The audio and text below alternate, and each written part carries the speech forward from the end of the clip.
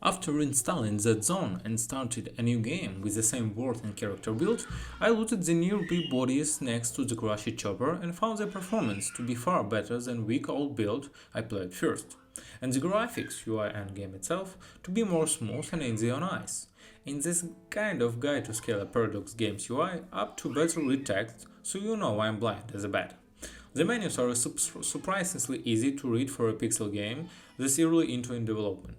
I get maybe 50 frames constantly, which is good for a game that generates the world around you while we play at the highest settings. A few bump in frames when I enter combat, I will talk about this soon. On then or large amount of particle effects are suddenly spawned in from that way you have, but it's playable for a game that hasn't been out for a week since I reviewed my current experience. The graphics have a real Deadwood the Trash vibe to them, with more color and use of shading in the art style. This is a nice choice, and its boss looks good and still conveying an apocalyptic atmosphere to immerse yourself in. Speaking of Deadwood, you also have a cone of view similar to that game, but it's not an obvious. Since it doesn't put a filter over that, you can see to separate it. This can trap you up if you played the game or haven't played a game with it at all. Now, let's talk for the combat.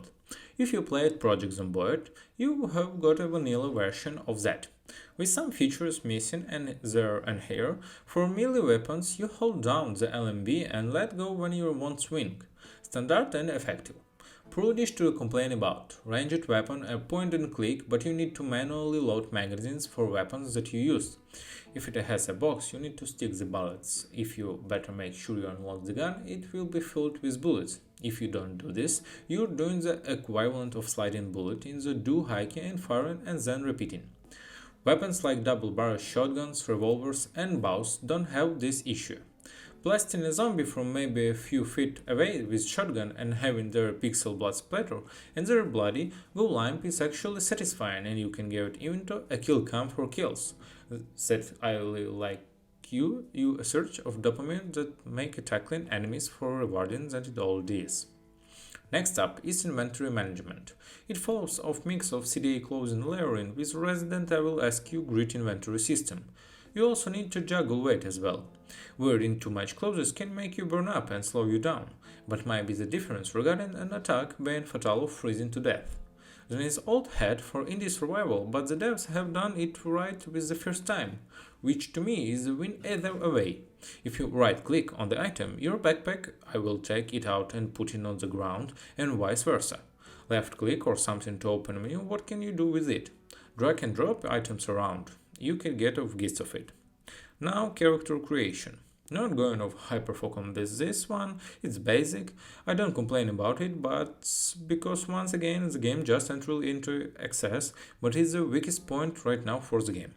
You get some point to put into a few basic attributes and then spend some more point to get basic traits and choose of the look your characters in face types, hairstyles and skin color. More games having one not that day. You also get to choose outfit, but you don't get a rundown of stats the items right then, which leaves it to you determine what might be the best.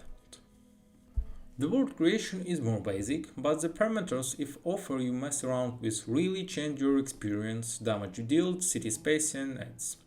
Unfortunately, I haven't played it enough as a reading this or comment the story at vehicles, but so far I love it.